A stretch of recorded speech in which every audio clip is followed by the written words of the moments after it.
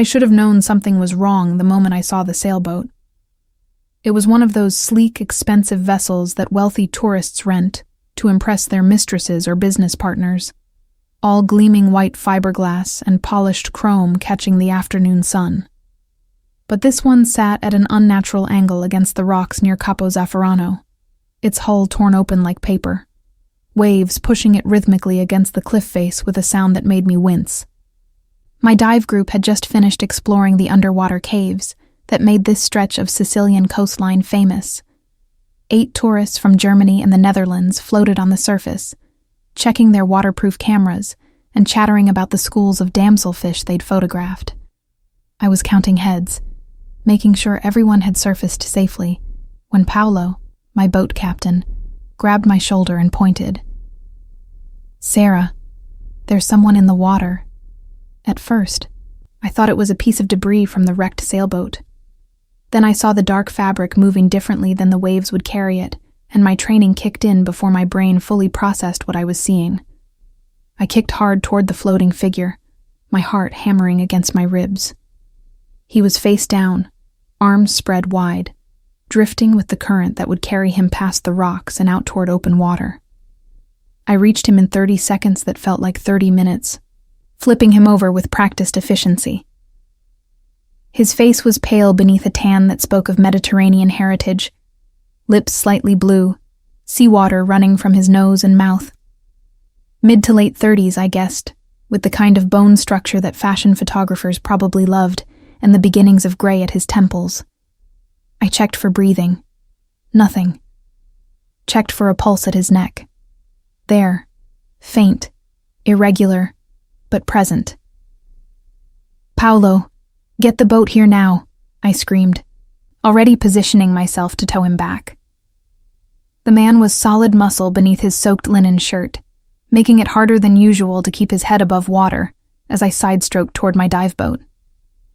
The tourists had gone silent, their vacation excitement replaced by the universal discomfort of watching someone else's emergency.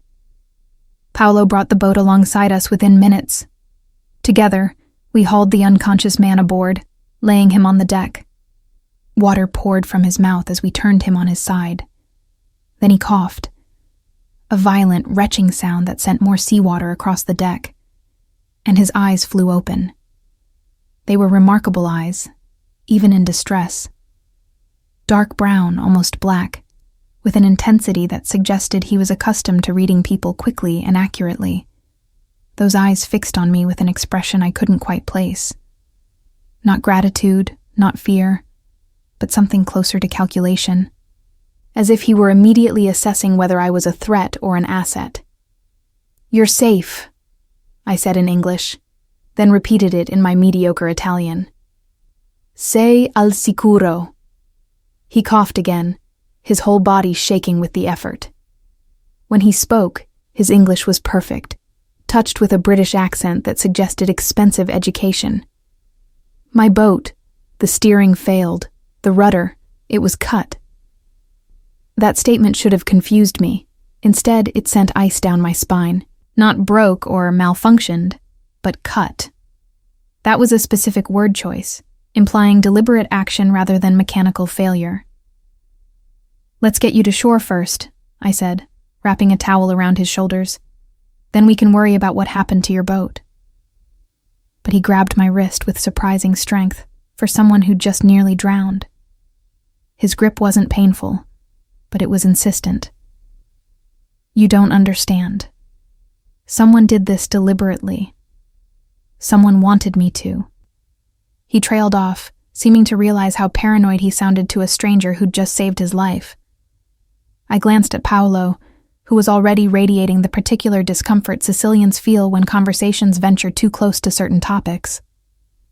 In my 3 months teaching diving in Sicily, I'd learned that locals had finely tuned instincts about when to ask questions and when to suddenly develop selective hearing.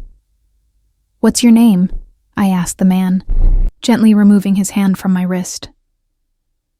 "Marcus," he said after a brief hesitation. "Marcus Santoro."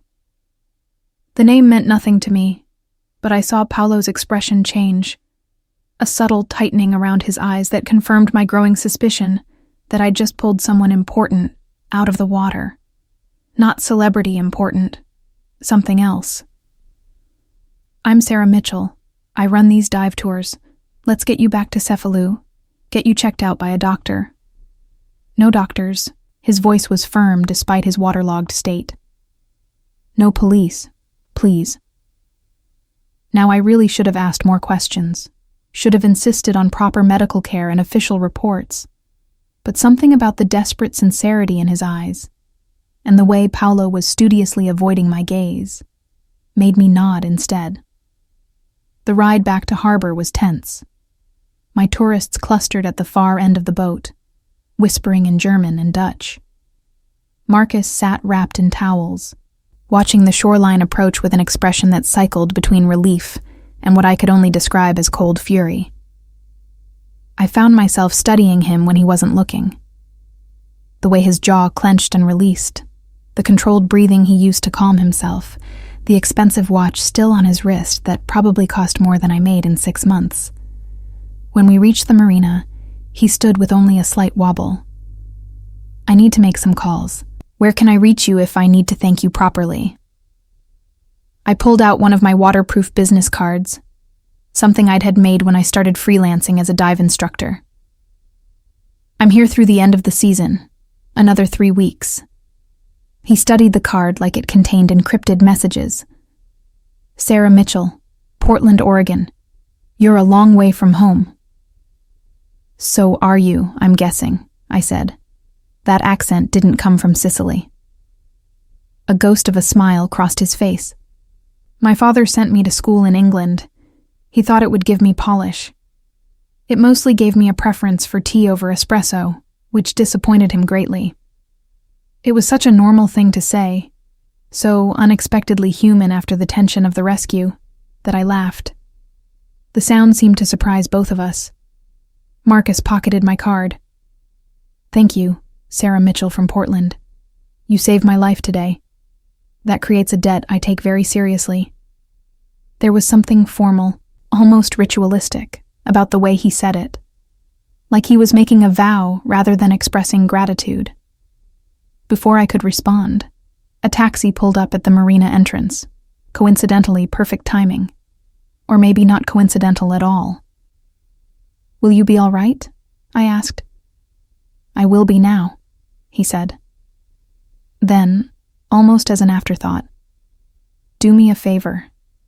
Don't mention this to anyone. Not the details. Just say you pulled a tourist from the water. Nothing more. Why? He met my eyes directly. Because if the people who sabotaged my boat learn that I survived, and that someone witnessed the aftermath, they might come looking for that witness. And I would prefer not to have your life endangered because you did the decent thing and saved mine. My mouth went dry. Marcus, what exactly did I just get involved in? Nothing, if we're both lucky and discreet. He climbed into the taxi, then leaned back toward the window. Go about your normal life, Sarah. Teach your tourists to dive, eat good food, enjoy Sicily, and please, forget you ever met me. The taxi pulled away, leaving me standing on the dock with salt drying on my skin and a growing sense that forgetting Marcus Santoro was going to be significantly harder than he suggested. Paolo appeared at my elbow. Sarah, that man... Don't, I interrupted. I don't want to know. Whatever you're about to tell me, I'm happier not knowing. But Paolo shook his head. You should know. That way you can be careful. Marcus Santoro is not a man who has accidents. If someone cut his rudder, it was an assassination attempt. And if they find out you pulled him from the water, they might wonder what he told you while he was vulnerable. He told me nothing, just that his steering failed. It doesn't matter what he actually told you. It matters what they think he might have told you. I stared at my boat captain, this 60-year-old Sicilian, who'd been nothing but kind and professional for 3 months, and saw genuine fear in his eyes. What are you saying, Paolo? I'm saying go back to your apartment. Pack your bags. Get on a plane to Portland tonight. Don't wait for the end of the season. Just go. But I didn't go. Maybe it was stubbornness, or the fact that I'd already bought my return ticket for 3 weeks out and couldn't afford to change it. Maybe it was the naive American assumption that movie plot dangers didn't happen to dive instructors who paid their taxes and avoided trouble. Or maybe, if I'm being honest with myself, it was because Marcus Santoro's dark eyes had held something that made me want to understand what kind of life required someone to sail alone to think, whose enemies would sabotage a boat in broad daylight, who spoke of debts and discretion like they were sacred concepts. I went home to my small rented apartment in Cefalu's Old Town. I showered the salt from my hair and changed into clean clothes. I made pasta with the tomatoes and basil from my landlady's garden. I tried to read a book on my terrace overlooking the Mediterranean, but found myself rereading the same paragraph 5 times. When I finally fell asleep, I dreamed of dark water and sinking boats, of expensive watches glinting in the deep, of eyes that assessed and calculated even while death approached. I had no idea that 24 hours later, everything Paolo had warned me about would come true in the form of 6 black SUVs and men who looked at me like I was a problem requiring a permanent solution. The next morning started like any other. I woke at dawn to the sound of fishing boats leaving the harbor, their engines a familiar rumble that had become my alarm clock. I made strong coffee on my small stove, toasted yesterday's bread, and ate breakfast on my terrace while reading the local news on my phone. There was a small article about a sailboat accident near Capo Zafferano. Tourist likely swept out to sea, search suspended, presumed drowned. No mention of a rescue. No mention of Marcus Santoro by name. I wondered if he'd made those calls he mentioned. Wondered if he was safe wherever he'd gone. My first tour of the day was an easy one. A family from Milan with 2 teenagers who'd done some diving before. We spent the morning exploring a shallow reef, pointing out octopi hiding in crevices and moray eels that looked menacing, but generally left humans alone. The teenagers were thrilled, the parents relaxed, and I felt myself sliding back into the comfortable rhythm of my work. It was easy to convince myself that yesterday had been an aberration, a strange moment that would fade into an anecdote I'd tell at dinner parties years from now. One time in Sicily, I pulled this intense guy out of the water, and he acted like he was in a mob movie. People would laugh, pour more wine, and the conversation would move on. I had no idea I was being watched. The second tour was canceled. The clients had food poisoning from bad shellfish, according to Paolo, which was unfortunately common enough that I didn't think much about it. I spent the afternoon doing equipment maintenance, checking regulators and testing tank pressures. Boring but necessary work that let my mind wander. I kept thinking about what Marcus had said. That creates a debt I take very seriously. There had been weight to those words, a formality that felt imported from another era. Like he was operating under rules I didn't understand, playing a game where honor and obligation carried actual consequences. Around 4 in the afternoon, I decided to walk to the grocery store. My refrigerator was depressingly empty, and I wanted to make a proper dinner. Cefalu's narrow streets were crowded with tourists, everyone moving slowly in the heat, ducking into shops for gelato or limoncello. I loved this time of day. The golden light painting the medieval buildings, the smell of baking bread from corner bakeries, the old men playing cards in the shade. I didn't notice the black SUV parked across from my building. I bought tomatoes, fresh mozzarella, basil, a bottle of wine. The woman at the market knew me by now, always trying to practice her English while I mangled Italian in return. We laughed about my pronunciation, and she threw in some extra peaches because I was too skinny, troppo magra. When I walked back to my apartment building, arms full of groceries, I still didn't see them. Not until I reached my door and heard the engines. 6 black SUVs, appearing from different directions like they'd been coordinated, pulling up in front of my building simultaneously. The narrow street suddenly felt impossibly small. Tourists scattered, sensing trouble with that animal instinct humans have for danger. My landlady's curtains twitched on the first floor, then quickly closed. Men in dark suits emerged from the vehicles. Not running, but moving with purpose. I counted at least 12, maybe more. And then, from the lead SUV, Marcus Santoro stepped out. He looked nothing like the waterlogged, desperate man I'd pulled from the Mediterranean 24 hours earlier. His shirt was crisp and expensive, his hair perfectly styled, his bearing radiating controlled authority. But his eyes, those dark, calculating eyes, held something that might have been regret as they fixed on me. "Sarah," he said, his voice carrying clearly despite the distance between us. "I need you to remain very calm and come with me. You're not in trouble, but you are in danger, and I can explain everything once you're somewhere safe." The groceries slipped from my arms. Tomatoes rolled across the cobblestones. The wine bottle shattered, red liquid spreading like blood. "What is this?" My voice came out steadier than I felt. "What's happening?" One of the suited men, older, with silver hair and an expression that suggested he'd seen and done terrible things, moved toward me. Marcus held up a hand, stopping him.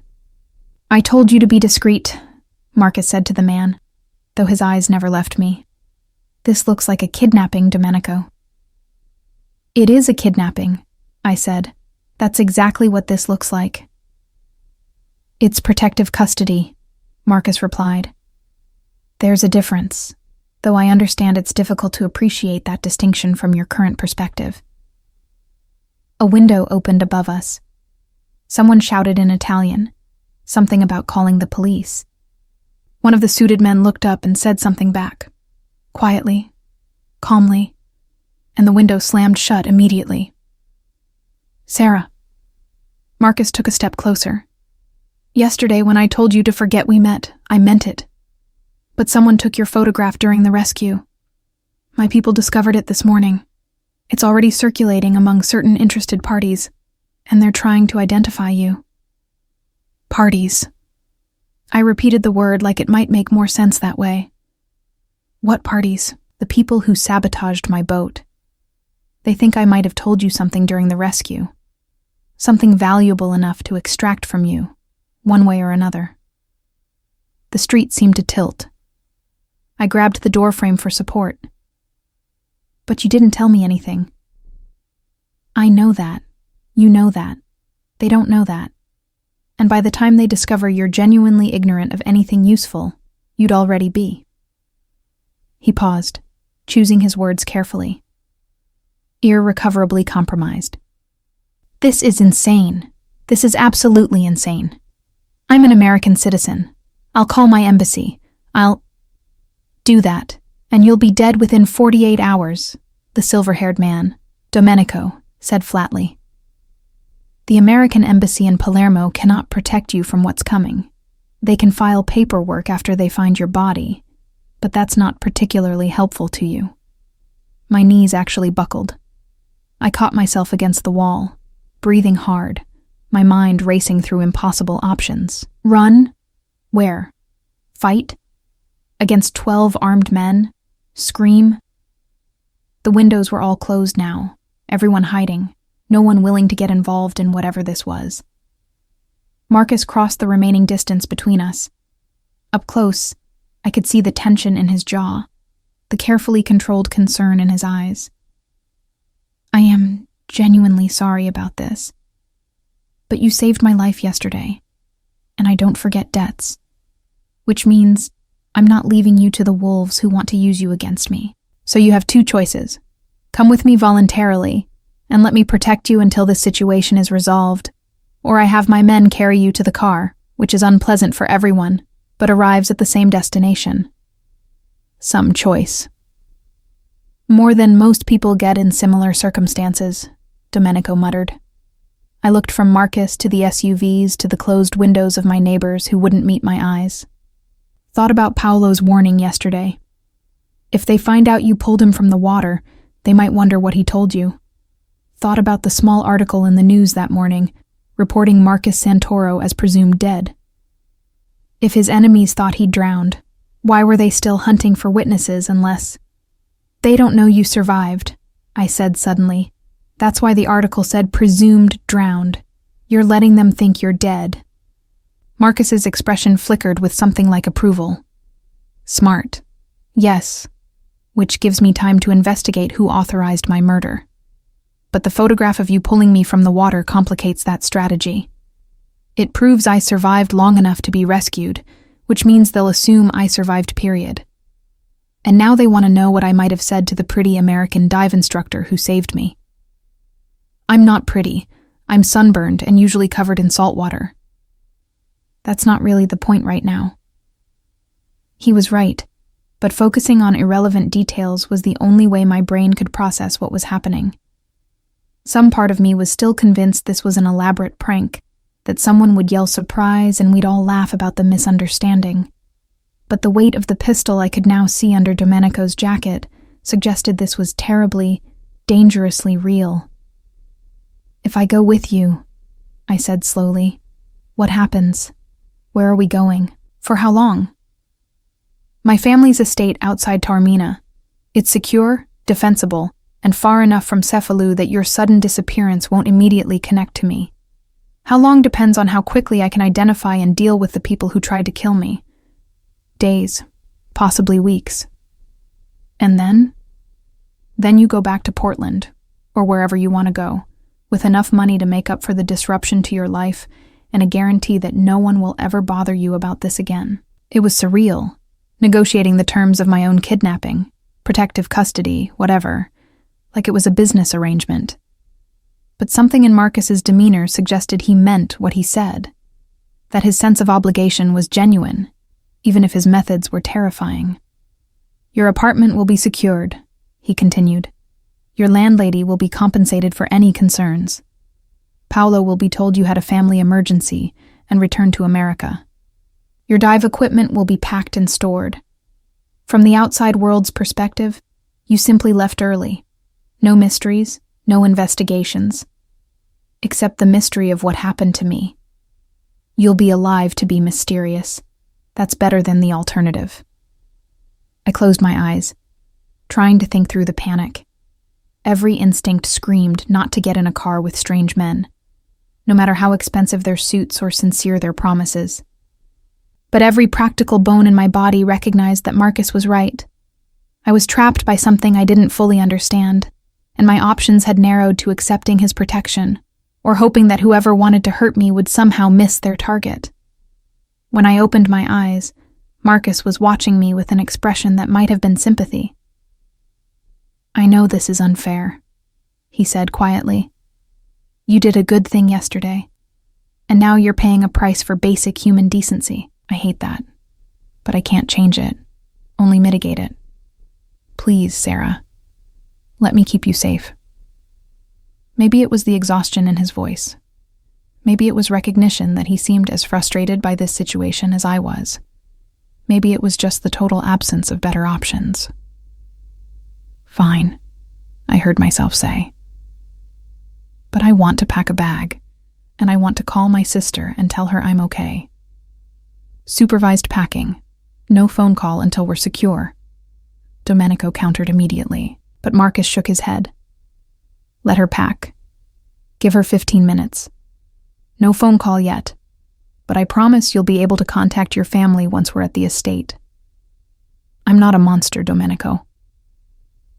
You're too soft, the older man grumbled, but he gestured two of the suited men to follow me inside. My hands shook as I unlocked my apartment door. The men stayed in the doorway, watching but not entering, which I appreciated even though the whole situation was absurd. I grabbed my suitcase and started throwing in clothes, toiletries, my laptop, chargers, anything that seemed essential for an indefinite stay in what I was mentally calling house arrest with a view. The drive to Taormina took nearly 3 hours along Sicily's coastal highway.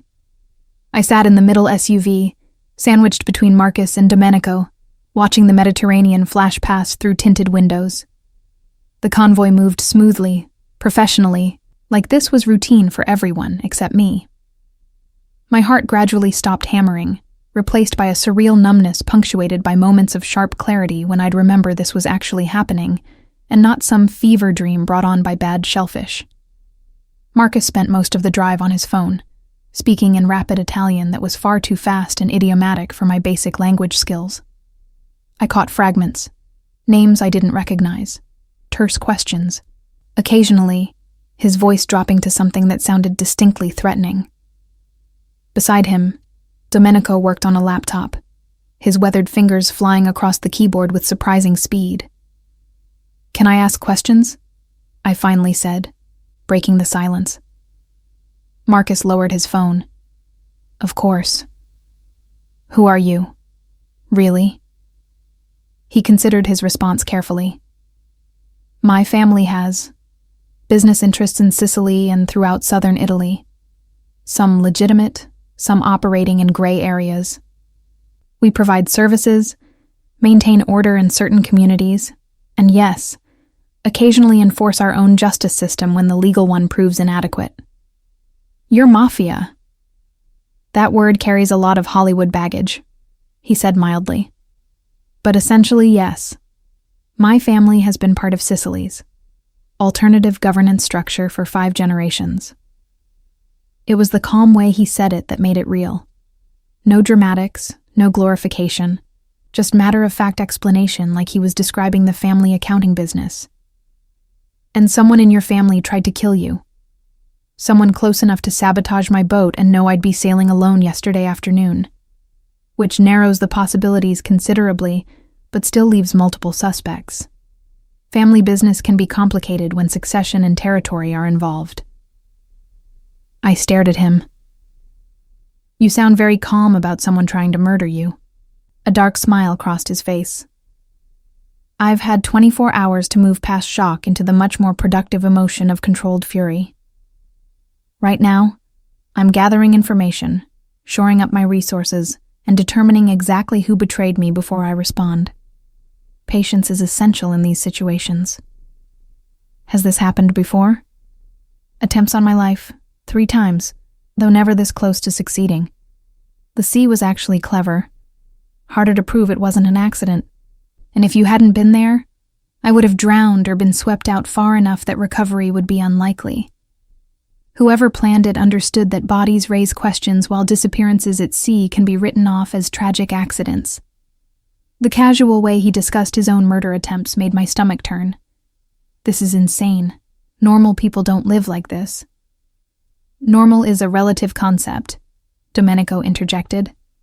"What's normal for a dive instructor in Oregon looks insane to a shepherd in Mongolia. What's normal for us looks insane to you. Doesn't make either perspective more valid." Marcus shot his companion a look that might have been amused. Domenico fancies himself a philosopher. Domenico has survived 40 years in this life by understanding that perspective is everything, the older man countered. The girl's not wrong to be frightened, but fear without understanding is just panic. Better she knows what she's dealing with. We fell silent again. I watched the landscape change as we climbed into the hills. Olive groves giving way to vineyards, small villages perched on ridges like they'd grown from the stone itself. The late afternoon sun painted everything gold and amber, beautiful enough that I almost forgot I was being kidnapped by criminals who discussed murder attempts like business setbacks. The Santoro estate appeared suddenly as we rounded a curve, a sprawling villa complex surrounded by high walls, cypress trees standing like sentries along the perimeter. The architecture was classic Sicilian, honey-colored stone, terracotta roof tiles, arched windows that probably dated back centuries. Beautiful and fortress-like simultaneously. The gates opened smoothly as our convoy approached. We drove through manicured gardens toward the main house, passing fountains and statuary that suggested generations of wealth. Staff members appeared on the front steps, an older woman in an apron, several younger men in casual but clearly expensive clothes, a thin man in glasses carrying a tablet like it was a sacred text. Marcus helped me out of the SUV with surprising courtesy. "Welcome to Villa Santoro. This has been my family's seat for over 200 years. You'll be safe here while we sort out this mess." The older woman, his housekeeper, I guessed, descended the steps and immediately launched into a stream of Italian while examining Marcus from head to toe, checking for injuries, from her gestures. He submitted to her inspection with the patience of someone who'd been through this routine many times, responding to her questions while she alternately scolded and fussed over him. "Maria essentially raised me after my mother died," Marcus explained when the woman paused for breath. "She's convinced I'm still 12 and incapable of taking care of myself." Maria turned her attention to me, her sharp eyes assessing. She said something in Italian that made Marcus laugh. "She wants to know if you're my girlfriend or another one of my complications." I told her you're the woman who saved my life and is now under my protection. She says that makes you family by the old rules, which means you're her responsibility too now. Before I could respond, Maria took my hands in hers, rough, warm hands that had clearly done decades of work, and said something else. She says welcome to our home, and she's sorry you've been dragged into our problems. Also, you're too thin, and she's going to fix that immediately. Despite everything, I felt tears prick my eyes. There was something about the genuine warmth in Maria's greeting, the normalcy of maternal fussing, that broke through my emotional numbness. "Thank you," I managed in Italian. "Grazie." Maria beamed and patted my cheek, then barked orders at the younger staff members who scrambled to grab my luggage. "I'll show you to your room," Marcus said. "Then we'll have dinner, and I'll explain everything I can about the situation and what happens next. I imagine you have more questions." "About 1,000. I'll answer what I can. Some things I can't share for your own safety. The less you know about certain aspects of our business, the better." He led me through the villa's interior, all marble floors and frescoed ceilings, antique furniture that probably belonged in museums, family portraits spanning generations. We climbed a sweeping staircase to the second floor, down a corridor lined with more art than I'd seen outside galleries, stopping at a door near the end. "This was my sister's room before she married and moved to Rome," Marcus said, opening the door. "It has its own bathroom, and the windows face the garden rather than the drive, so it's quiet. Make yourself comfortable. Maria will bring up some clothes if you need anything you didn't pack. Dinner is at 8, about 2 hours." The room was beautiful. High ceilings, a 4-poster bed with linens that probably cost more than my monthly rent, a writing desk by windows that overlooked terraced gardens. A doorway led to a bathroom with a tub large enough to swim in.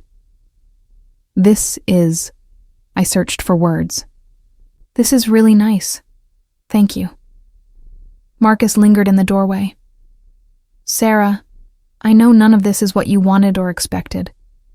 But I give you my word, my personal word, that you'll be safe here. No one will harm you while you're under my protection. That's not an empty promise.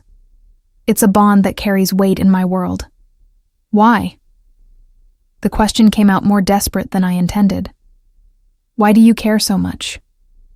You don't know me. You don't owe me anything beyond maybe a thank you card for the rescue." He was quiet for a moment, his dark eyes distant. 3 years ago, my younger brother was in a car accident in Palermo. A student, just a girl, 19 years old, stopped and pulled him from the wreckage before it caught fire. Saved his life, stayed with him until the ambulance came, never asked for anything in return. 6 months later, she was killed in crossfire during a territorial dispute that had nothing to do with her. Wrong place, wrong time. She died because our world spills over onto innocent people, and we don't always contain the damage. He met my eyes directly. "I think about her sometimes, about how we couldn't protect her, even though she'd saved my brother. About how that debt went unpaid because we didn't know she needed protection until it was too late. I won't make that mistake twice. You saved my life yesterday, Sarah.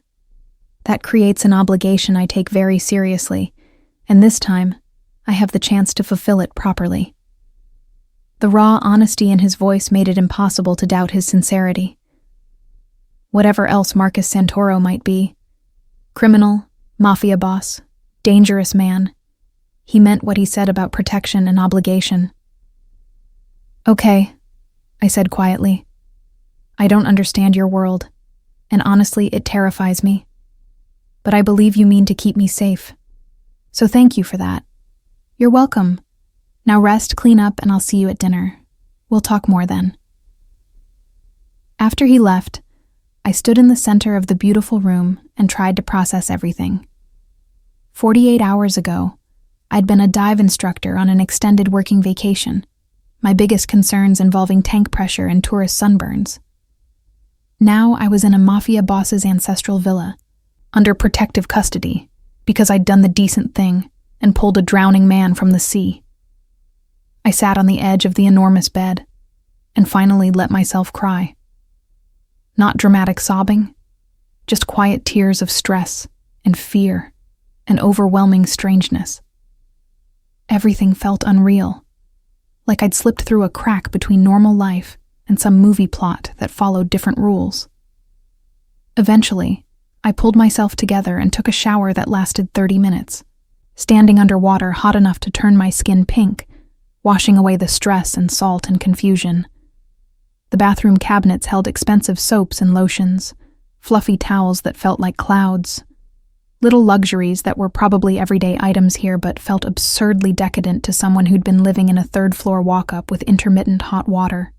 When I emerged wrapped in a towel, I found my suitcase had been unpacked, my clothes hanging in the wardrobe, toiletries arranged on the bathroom counter, laptop charging on the desk. Professional, efficient, slightly eerie. I dressed in the nicest casual clothes I'd packed, dark jeans, a simple blouse, the leather sandals I'd bought at a Cephalou market. A knock on the door made me jump. Yes? Maria entered carrying a tray, bread, cheese, olives, sliced fruit, a glass of white wine. She set it on the desk and gestured for me to eat, then mimed that dinner would be later. Her kindness made my throat tight again. Grazie, I managed. Molto gentile. She smiled and patted my shoulder, said something I didn't understand, but that sounded sympathetic, and left me alone with enough food to feed 3 people.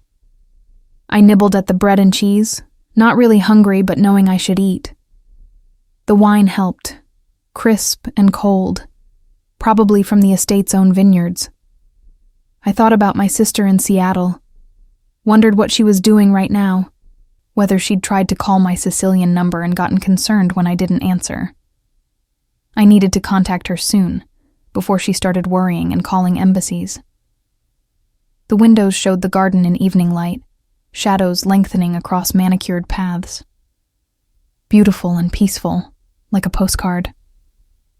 Only the guards I could now see patrolling the perimeter betrayed that this was anything other than a luxurious vacation rental. At 7:30, another knock.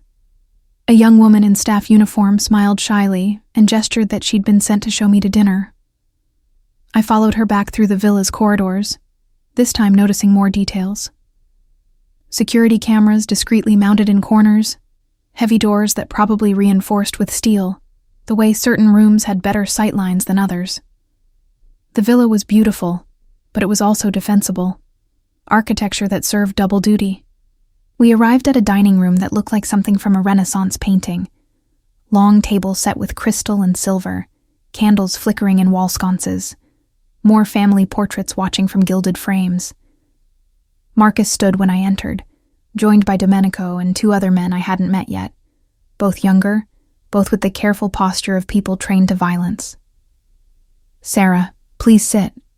Marcus gestured to a chair near his at the head of the table. Let me introduce you. You know Domenico, my second and oldest friend. This is Luca, who handles our security. The first young man nodded. And this is Antonio, my cousin and advisor. The second offered a warmer smile. Nice to meet you all, I said awkwardly. Sorry about the circumstances. The circumstances aren't your fault, Antonio said. His English was good, his accent less pronounced than Marcus's. You did a brave thing, saving Marcus. We're grateful, even if the aftermath has been complicated. Dinner was served by Maria and another woman, course after course of incredible food. Fresh seafood, homemade pasta, roasted vegetables from the estate's gardens. Wine that made the store-bought bottle I'd shattered yesterday taste like cleaning fluid. The men talked business in low voices, occasionally translating for my benefit when the conversation touched on topics I should know about. Gradually, I pieced together the situation. Marcus had been investigating irregularities in the family's shipping business, legitimate cargo ships that his family actually owned and operated. Someone had been skimming profits, cooking books, possibly using the ships to transport contraband without authorization. His investigation had gotten close to identifying the culprit when the sailing accident occurred. 3 people had access to my boat and knew I'd be sailing alone that afternoon. Marcus explained over dessert. My cousin Roberto, who manages our marina properties. My uncle Vittorio, who technically owns the sailboat through a shell company. And my father's former partner, Franco, who still has keys to family properties despite his semi-retirement. You suspect one of them? I suspect someone working with or for one of them. The actual sabotage, cutting the rudder cable, would have required technical knowledge and access. But the order to do it came from someone with enough authority to organize an assassination, without immediate blowback. What happens when you find out who it was? The table went quiet. Finally, Domenico spoke. Justice by our standards, which is harsher than what the legal system would provide, but also more certain. I didn't ask for clarification, didn't want to know the specifics of Mafia justice. How long do you think this will take? I asked instead. Marcus considered. A week, possibly 2. We're gathering evidence, watching our suspects, waiting for them to make a mistake. The fact that they think I'm dead actually helps. They'll be less careful, more likely to reveal themselves as they try to consolidate power in my absence. And then I resurface, deal with the problem, and you go home. Simple, in theory. Complicated in execution. The first few days at Villa Santoro passed in a strange blur of enforced domesticity and underlying tension. I woke each morning to sunlight streaming through gauze curtains, birdsong from the gardens, and the distant sound of staff beginning their routines. Maria brought breakfast to my room. Fresh pastries, fruit, strong coffee, and hovered until I ate enough to satisfy her maternal concern. The food was incredible. The setting was beautiful. And I was absolutely a prisoner no matter how luxurious the accommodations. Marcus gave me free run of the villa and gardens, though always with at least one security guard shadowing my movements. Not obviously, but I learned to spot them. Luca by the fountain when I walked the garden paths. Antonio reading on the terrace when I explored the library. Unfamiliar faces maintaining a discreet but constant perimeter. Protection or surveillance, depending on perspective. I spent hours in the villa's library, a 2-story room lined with books in Italian, English, French, and languages I didn't recognize. Someone in the Santoro family had been a serious collector, and the eclectic selection ranged from ancient philosophy to modern thrillers. I lost myself in novels, trying to escape into fictional problems that felt blessedly simpler than my current reality. Marcus joined me for dinner each evening, sometimes alone, sometimes with Domenico or Antonio. The conversations were surprisingly normal. We discussed books, argued about American versus Italian approaches to coffee, traded stories about our lives before that day in the Mediterranean. He told me about growing up in this villa, about the pressure of being groomed to lead a criminal organization he'd never quite decided he wanted to run, about his year studying philosophy at Oxford where he'd been Marcus from Sicily, instead of Marcus Santoro, future boss. I told him about growing up in Portland, about dropping out of a PhD program in marine biology to become a dive instructor, about the relief of choosing a life I actually wanted instead of one everyone expected, about my sister who was a corporate lawyer and couldn't understand why I'd thrown away my academic career for a job that barely paid the bills. She thinks I'm wasting my potential, I said over wine one evening. But every time I take someone diving for their first time and watch them discover the underwater world, I feel like I'm doing exactly what I'm meant to do. Is that stupid? It's honest, Marcus replied. Most people never figure out what they're meant to do. The ones who do and actually pursue it despite external pressure. That takes courage. Coming from a man who inherited a criminal empire, that's an interesting perspective. He smiled, something I'd noticed he did more often after several glasses of wine. I never said I was courageous. I inherited an organization, certainly. But I'm still figuring out if this is what I'm meant to do or just what I'm good at. There's a difference. On the fourth night, he invited me to his study after dinner. The room was classic old-world luxury.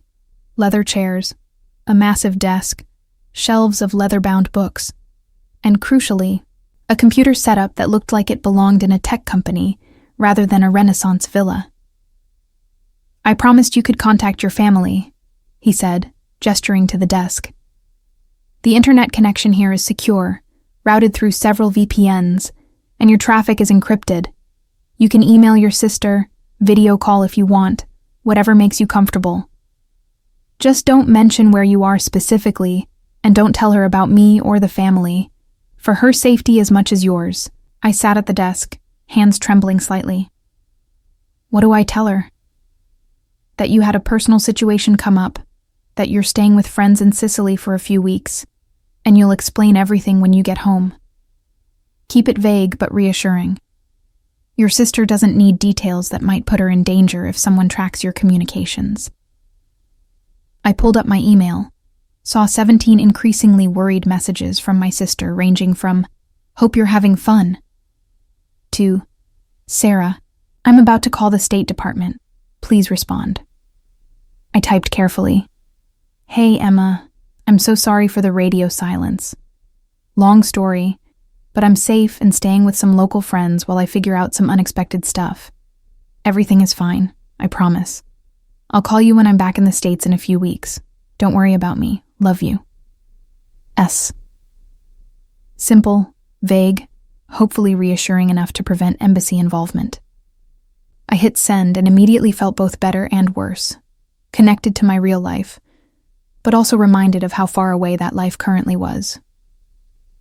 "Thank you," I said to Marcus, "for letting me do that. I'm not your jailer, Sarah. I'm your protector. There's a difference, even if it doesn't always feel like one." That night, I couldn't sleep. I lay in the enormous bed, staring at the ceiling, thinking about the surreal nature of my situation. During the day, when I was reading in the library, or walking the gardens, or having surprisingly normal conversations with Marcus, it was easy to almost forget why I was here. But alone in the dark, reality reasserted itself. I was being held against my will by criminals, because I'd accidentally witnessed something that made me a liability to other criminals. Around midnight, I gave up on sleep and wandered to the windows. The gardens were beautiful in moonlight, shadows and silver, and the dark shapes of cypress trees.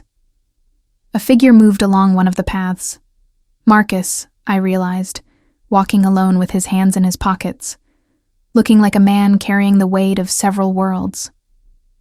The next morning, Antonio found me in the library. Marcus asked if you'd join him in the East Garden. He's having coffee there, if you're interested. I found him sitting at a small iron table beneath a pergola heavy with wisteria. 2 cups of coffee waited, steam rising in the morning air. He looked tired. Dark circles under his eyes, his usual careful posture slightly slumped. "Couldn't sleep?" I asked, sitting across from him. "Occupational hazard. When you're trying to identify which family member wants you dead, insomnia comes with the territory." He pushed one of the coffee cups toward me.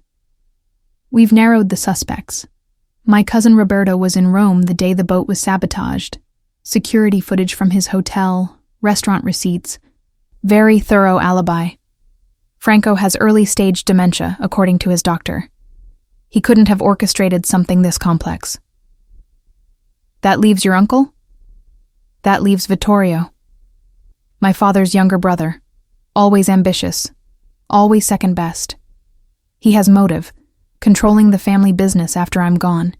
He has means, access to the boat, connections to people who could do the actual sabotage. What I don't have yet is proof, just circumstances and suspicion. What happens when you have proof? Marcus was quiet for a long moment, watching the morning light through the wisteria. I call a family council, present the evidence. Let the family decide his fate according to our traditions. It won't be gentle, but it will be just by our standards. Do you think he'll confess? If confronted correctly, yes. Vittorio has pride. He'll want credit for how close he came to succeeding, even knowing the price of that admission. I sipped my coffee. Perfect, as always, Maria's work. Can I ask you something personal? You've earned some personal questions, I think. Do you want this life? The power, the violence, the constant watching for knives in the dark? Or is it just what you're stuck with? He considered the question seriously. Both? Neither? I was raised for this, groomed, educated, trained to lead from the time I could walk. But my brother's death 3 years ago, the one I mentioned, who was saved by that student, changed something. He was supposed to be untouchable. We're supposed to be able to protect family. When we couldn't, when he died from injuries that took months to kill him, I started questioning whether this power is real or just an illusion we maintain through violence and fear. But you stayed. I stayed because leaving would have meant civil war. Succession disputes in families like mine don't resolve peacefully. People die, not just the principals, but staff, associates, innocent bystanders. So I stayed, and I tried to make things less violent where I could, more legitimate where possible, more humane when I had the authority. Small changes, incremental improvements. It's not redemption, but it's something. The honesty in his voice made me see him differently, not just the criminal boss or the dangerous man who disrupted my life, but someone genuinely struggling with inherited responsibility and genuine moral conflict. For what it's worth, I said, you don't seem like a monster. That's probably the nicest thing anyone said to me this week. He smiled slightly, though the week's been rough, so the bar is admittedly low. We sat in comfortable silence, drinking coffee, watching the garden wake up. It was almost peaceful, that moment, before Luca came running across the lawn with news that would change everything. Marcus! He called from yards away, not caring about decorum. We found something. You need to see this now. The tone in his voice sent ice through my veins. Marcus was on his feet immediately, all trace of contemplative philosophy replaced by cold focus. What is it? Security footage from the marina, the night before your accident. You need to see who was on your boat. We followed Luca back to the villa, Marcus moving with barely contained urgency. In his study, Domenico had pulled up grainy security footage on the large monitor. The timestamp showed 2 nights ago, around 3 a.m. There, Domenico pointed, coming from the parking area. A figure approached Marcus's sailboat, moving with the confidence of someone who belonged. Even in the poor quality footage, I recognized the build, the walk. Marcus's face went absolutely still, but I saw his hands clench into fists. That's not Vittorio, he said quietly. No, Domenico confirmed. That's your cousin Antonio. The room seemed to freeze. Marcus stared at the screen as Antonio, charming, friendly Antonio, who'd welcomed me to Villa Santoro and called me brave, disappeared below deck on the sailboat, emerging 20 minutes later and walking calmly back to the parking area. Antonio? Marcus repeated, the name barely audible. My father's sister's son, the one I trained personally, the one I trusted with security decisions. There's more, Luca said. Financial records we just broke into from his personal accounts. Large payments from Roberto over the past 6 months. They've been working together, Roberto providing money and alibis, Antonio doing the actual work. And Vittorio? Marcus asked. Likely innocent. We think they were trying to frame him with circumstantial evidence while they consolidated power behind the scenes. Marcus sat heavily in his desk chair, staring at the paused image of Antonio on the screen. The betrayal was written across his face, not anger yet, but something deeper and more painful. He ate dinner with us, Marcus said. He smiled at Sarah. He called her brave for saving me, all while knowing he'd tried to kill me 2 days earlier. What do we do? Domenico asked quietly. Marcus was silent for a full minute. When he spoke, his voice was controlled but carried an edge that made me shiver. We let him think we still suspect Vittorio. We continue the investigation publicly. And tonight, we'll have a private conversation with Antonio where he explains exactly why betraying family seemed like a good idea. He looked at me, and I saw something in his eyes that hadn't been there before. Not violence exactly, but the capacity for it. The reminder that underneath the philosophy and the coffee conversations, Marcus Santoro was still a man who operated in a world where betrayal meant death. Sarah, you should stay in your room tonight. What happens next isn't something you need to see or hear. Will you kill him? That depends on what he says and how the family council votes. But yes, probably. Family betrayal, attempted murder of a blood relative. That's not something we forgive. Can't forgive if we want the family to survive. It's not personal. It's structural. The calm way he said it terrified me more than anger would have. This was Marcus as I'd never seen him. Not the thoughtful man who discussed philosophy, but the Mafia boss making decisions about life and death with the same consideration I'd give to choosing dinner. I went back to my room and stayed there all day, declining lunch, ignoring Maria's concerned knocking, just sitting by the window and trying not to think about what was happening elsewhere in the villa. The knock on my door came around 9 that evening. I'd been sitting in the dark for hours, watching the gardens fade from twilight to full night. Lights clicking on along the paths in precise intervals. I'd heard raised voices earlier, shouting in Italian, something that might have been pleading, then ominous silence. Now Marcus stood in my doorway, still wearing the clothes from this morning, but looking like he'd aged years in a single day. There was blood on his cuff, just a small spot, barely visible unless you were looking for it. Is he dead?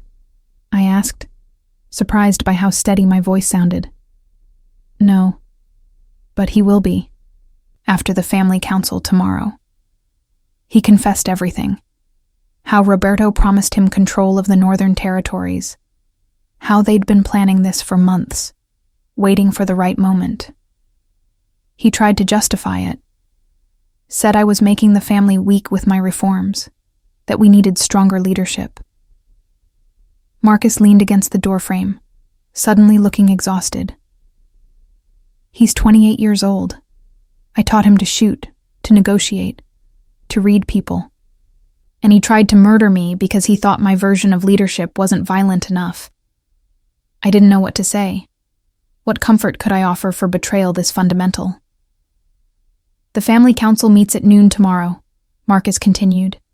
20 senior members will hear the evidence and vote on his fate. It's a formality. The vote will be unanimous for execution. But we follow procedure even in matters like this, especially in matters like this. And after, you go home. The threat to you dies with Antonio and Roberto. We picked Roberto up 2 hours ago. He'll face the council too. My enemies will be dealt with. You'll be safe, and you can return to your life in Portland or wherever you want to go. He said it like it was simple, like I could just walk away from this and resume normal existence, teaching tourists to dive and eating bad takeout and pretending none of this had happened. How am I supposed to just forget this? I asked. How do I go back to my regular life knowing that people were killed because I pulled you out of the water? Marcus crossed the room and sat in the chair near my window, far enough away not to crowd me, but close enough that I could see the genuine regret in his eyes. You don't forget, but you compartmentalize. You accept that the world contains violence and betrayal alongside beauty and kindness, and you choose which parts to let define you. Antonio and Roberto chose violence. They made decisions that led to consequences. You chose kindness. You saved a drowning stranger. Those are different choices with different moral weights. That's convenient philosophy for someone about to order executions. It is, he acknowledged. But it's also true. Sarah, I'm not asking you to condone what I do or how my world operates. I'm asking you to understand that you're not responsible for the consequences of other people's choices. You saved a life. Everything that followed came from decisions other people made, not you. I wanted to believe him, wanted to accept that simple division of responsibility. But sitting in that beautiful room in a villa where tomorrow men would be sentenced to death, the distinctions felt slipperier than he made them sound. What happens to their families? I asked. Roberto has a wife and 2 daughters. They'll be taken care of, provided for financially, protected from retaliation. Antonio was unmarried. His mother will grieve, but she'll be looked after.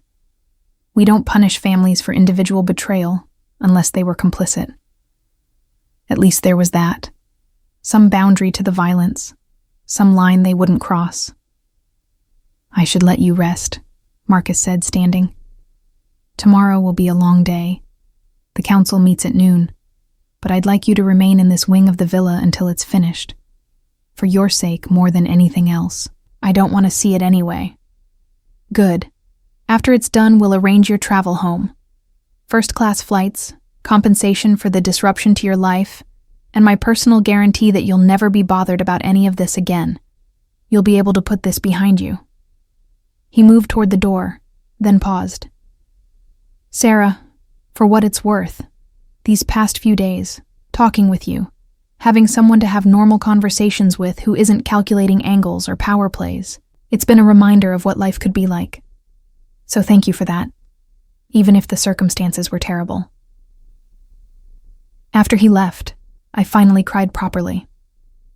Not the quiet tears from that first day, but full sobbing into the expensive pillows, grieving for the innocence I'd lost without quite realizing I still had it. I'd known intellectually that the world contained violence and organized crime, and people who killed without hesitation. But knowing abstractly and knowing personally, understanding that the kind man who discussed philosophy over coffee would tomorrow pass judgment that meant death, those were entirely different forms of knowledge. I must have fallen asleep eventually because I woke to morning light and Maria's gentle knock. She brought breakfast, but also something else. A simple black dress laid across a chair, with a note in Marcus's handwriting. In case you want to watch from the gallery, your choice. The dress was appropriate for a funeral or an execution. I should have stayed in my room, should have hidden from the reality of what was about to happen, but some morbid part of me needed to understand completely what I'd gotten tangled up in, needed to see the full truth of Marcus Santoro's world, rather than just the curated version he'd shown me over coffee. So I dressed in the black dress that fit perfectly. Maria must have guessed my size. And at 11:30, I slipped out of my room and followed the sound of voices to a part of the villa I hadn't explored before. A gallery overlooked what must have been a formal council chamber. A large room with a long table, portraits of ancestors watching from the walls, 20 chairs occupied by serious-faced men and women ranging from their 30s to their 70s. Antonio and Roberto knelt in the center of the room, hands bound, guarded by Luca and 2 others I didn't recognize. Antonio looked defiant even now, chin raised, refusing to show fear. Roberto wept openly, apparently having less pride about his approaching death. Marcus entered last, dressed in a dark suit, moving with formal dignity to the head of the table. When he spoke, his voice carried clearly to my hidden position in the gallery. This council is called to judge betrayal within our family.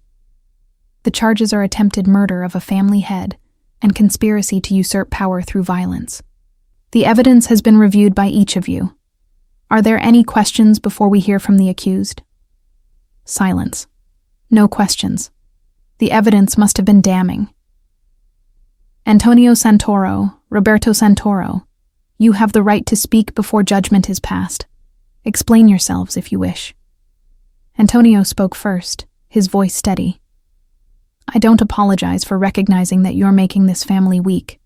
Your reforms, your attempts to go legitimate, your refusal to use the fear that keeps us powerful. It's all making us vulnerable to other families, other organizations. I tried to solve a problem you created through your weakness. By murdering me. By replacing failed leadership. It's what's always been done when a boss can't protect the family's interests."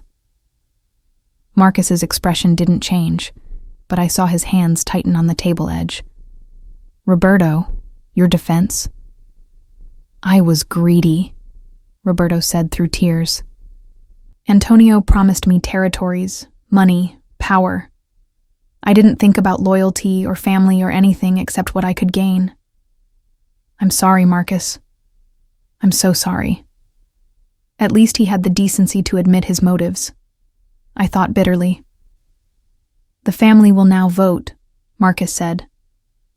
"All in favor of the traditional sentence for family betrayal, death by the wronged party's choice of method, indicate now." 20 hands rose. Unanimous, as Marcus had predicted.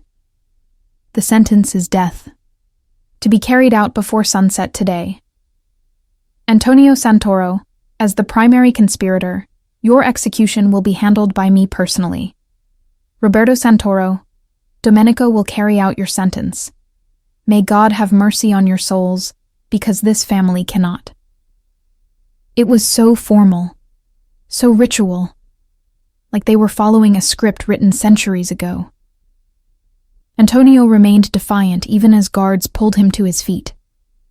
Roberto collapsed entirely, being dragged from the room still sobbing.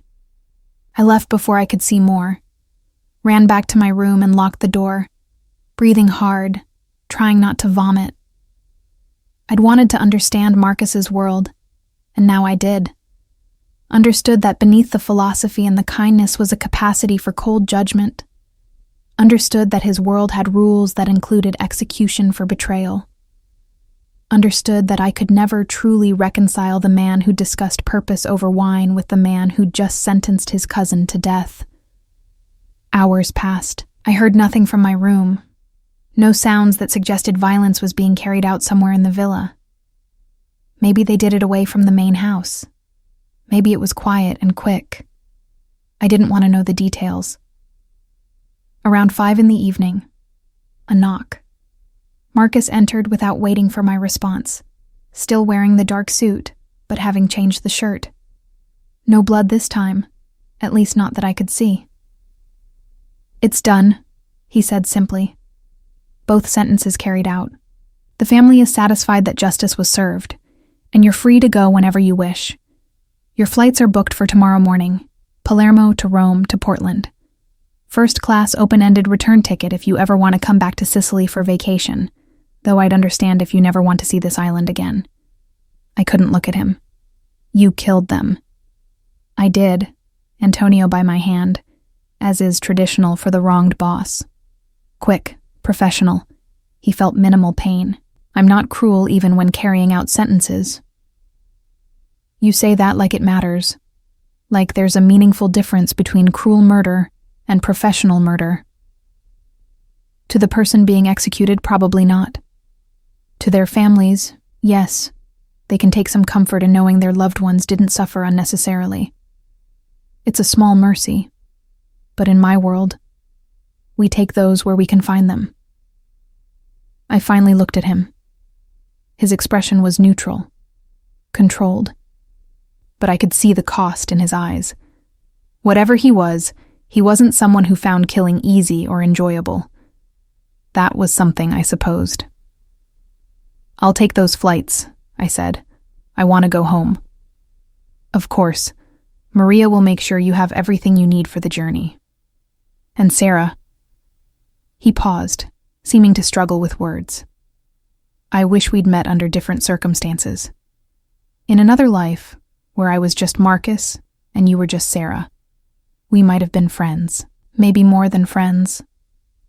But in this life, with who we both are, and what we've both seen, I think the best thing I can do for you is let you go and make sure you're never touched by this world again. Will I be safe? Really safe? You have my word. The people who knew about you are dead. My family knows you're under permanent protection. Anyone who touches you answers to me. Your name will be on a list that every organization in Sicily and most of southern Italy respects. You're safer now than you were before you ever pulled me from that water. It was cold comfort, but it was something. Thank you for keeping your promise about protection. Whatever else happened, you did what you said you'd do. It's the least I owed you. The debt for saving my life can never be fully repaid, but I've done what I can. He left me alone after that. I spent my last night at Villa Santoro packing my things, eating the farewell dinner Maria prepared with tears in her eyes, accepting the envelope of cash Marcus left in my room. More money than I'd make in 6 months of diving instruction, compensation for the life he'd disrupted. The flight home was surreal. First class for the first time in my life, treated like royalty by flight attendants who had no idea why I looked shell-shocked and barely touched the expensive meal. I spent most of the journey staring out the window, watching Europe disappear behind clouds, trying to figure out how to return to normal life after everything I'd seen. My sister met me at PDX, looking simultaneously relieved and furious. 2 weeks of cryptic emails, Sarah. I was about to fly to Sicily myself and start knocking on doors. I'm sorry, I said, and I was. Something complicated happened, but I'm fine. I promise I'm fine. She studied me with lawyer-sharp eyes that missed nothing. You look like you've seen some things. I have. I'll tell you about it eventually. Just not yet. Emma knew better than to push.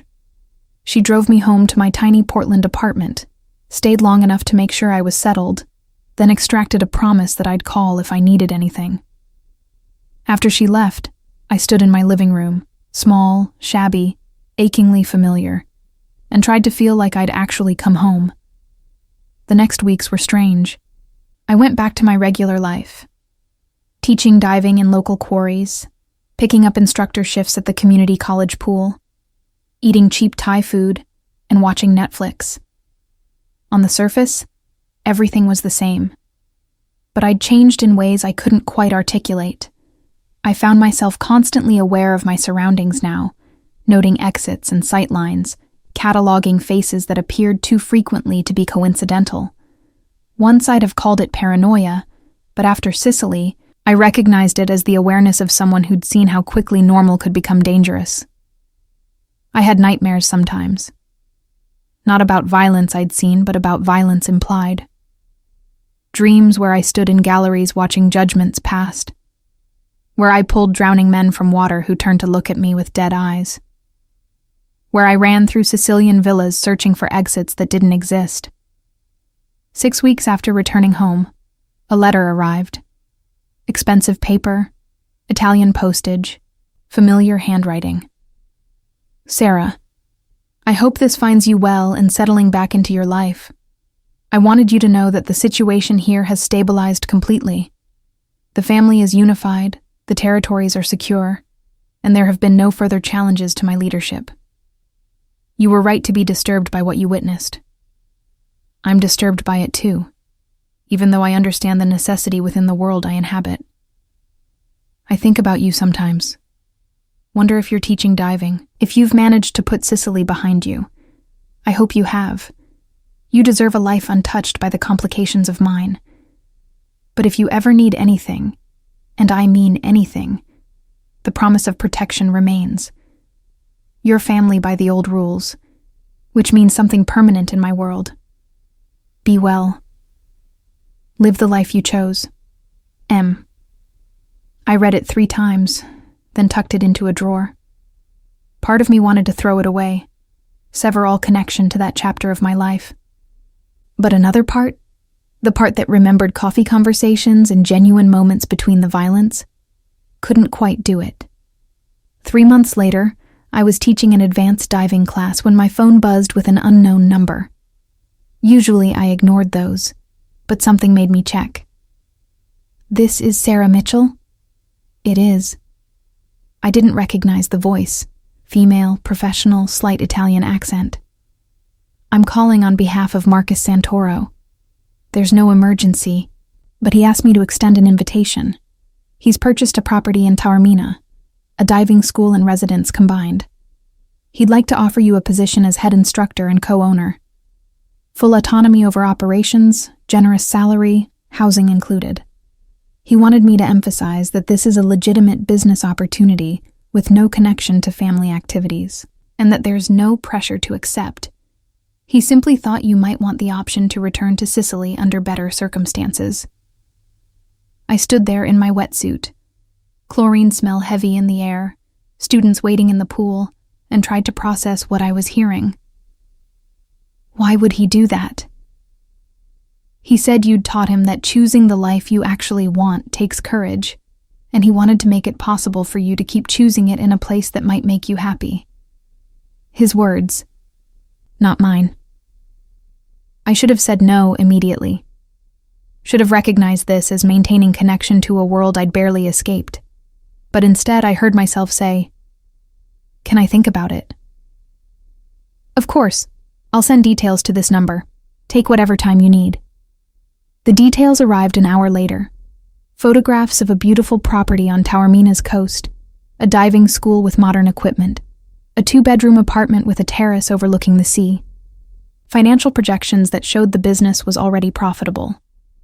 Legal documents proving I'd have actual ownership and control, not just a nominal title. It was everything I'd ever wanted professionally, offered by someone whose world I'd sworn to leave behind. I spent a week agonizing over the decision. Called Emma, who thought I was insane to even consider it. Called my former grad school advisor, who thought I was insane not to jump at the opportunity. Lay awake nights weighing the risks against the appeal of returning to a place I'd actually loved, before everything got complicated.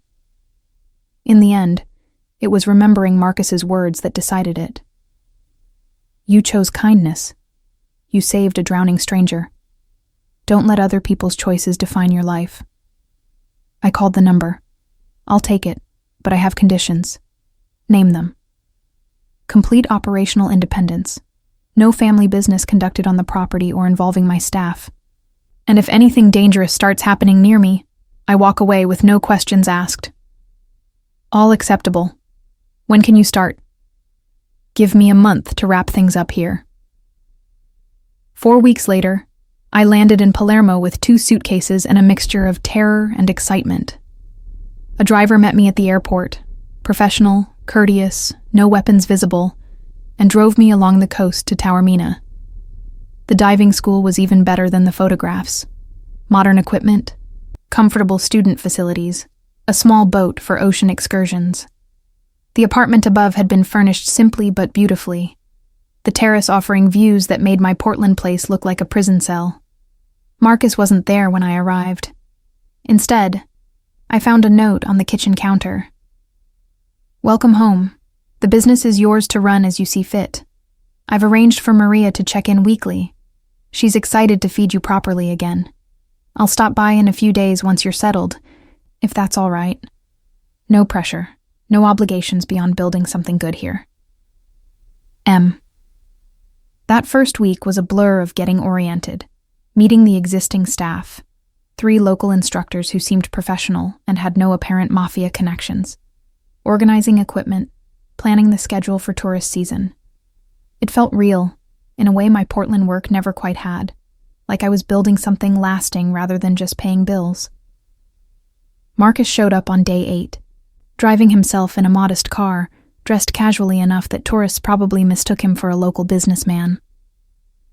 We had coffee on my terrace, carefully neutral conversation about the business and the property, and whether I had everything I needed. "Why did you really do this?" I finally asked. "The honest reason." He was quiet for a moment, watching the Mediterranean. "Because you reminded me that there are ways to live that don't involve constant calculation and violence. Because I wanted to create something good instead of just managing the various shades of bad in my regular life. And because I owed you a debt. and this seemed like a better way to repay it than just money and promises. This is more than repaying a debt. This is a gift. Call it what you want. Just build something good here. Teach people to dive. Show them the beautiful parts of Sicily. Create the life you actually want. That's payment enough. He finished his coffee and stood to leave. I won't intrude on your life here, Sarah. But if you need anything, you know how to reach me. And if you'd ever like to have dinner sometime, just as friends, nothing complicated, I'd enjoy that. Maybe, I said. Let me settle in first. Figure out how this new life works. Fair enough. He was halfway to his car when I called after him. Marcus? Thank you. Really. He smiled, the genuine one I'd seen occasionally at the villa, not the controlled public expression. You're welcome. And Sarah? It's good to have you back in Sicily. Over the following months, the diving school thrived. Word spread about the American instructor with the beautiful facility and professional operation. I taught tourists and locals, took groups to explore underwater caves and shipwrecks, fell in love with the work all over again without the pressure of barely scraping by financially. Marcus and I developed a careful friendship. He'd stop by every few weeks, always calling first, always respectful of boundaries. We'd have coffee or dinner, talk about books and philosophy, and the complicated nature of choosing how to live. He never brought business to the property, never involved me in anything connected to the family. The diving school remained completely separate from that world, exactly as I'd demanded. And slowly, very slowly, I began to trust that it was possible to exist in Marcus Santoro's orbit without being destroyed by it. It wasn't a romance. We both had too much history and too many complications for that simple narrative. But it was something real, a friendship built on mutual respect and shared understanding of what it meant to try building good things in a world that often rewarded the opposite. One evening, about 6 months after I'd returned, we were sitting on my terrace watching the sunset when Marcus said quietly, I've been thinking about succession planning. Not because I'm worried about another Antonio situation, but because I've realized I don't want to do this forever. The family business, all of it. What would you do instead? I don't know yet. Something legitimate, something that helps more than it hurts. Maybe something with boats, since that's what almost killed me and what brought me to you. He smiled slightly. The universe has a sense of irony. You could always learn to dive, I suggested. I'm an excellent instructor. Is that an offer? Maybe, if you promise not to have anyone sabotage my equipment. He laughed, genuine, surprised laughter that transformed his face. I promise. No sabotage, no complications, just a student learning from a good teacher. And somehow, impossibly, that's what happened. Marcus learned to dive over the next several months, showing up for lessons like any other student, following my instructions, discovering the underwater world with the same wonder I'd seen in countless clients before him. It was normal in the best way. A piece of ordinary life we carved out together despite everything else. 2 years after I'd pulled him from the Mediterranean, Marcus officially stepped back from leading the family, installing a council of trustees to manage things collectively. He didn't abandon the family completely. That wasn't possible. But he created enough distance to build a different kind of life. He bought a house in Taormina, not far from the diving school. Started a legitimate maritime business. Learned to live with slightly less power and significantly more peace. We grew closer, carefully navigating the space between friendship and something deeper, both aware of how unlikely and impossible this situation would seem to outside observers. Do you ever regret it? I asked him one evening, both of us sitting on his terrace, wine glasses in hand, the sea dark and calm below. Regret what specifically? My list of potential regrets is extensive. Pulling back from the family, choosing a quieter life, all of it. He considered the question seriously, as he always did.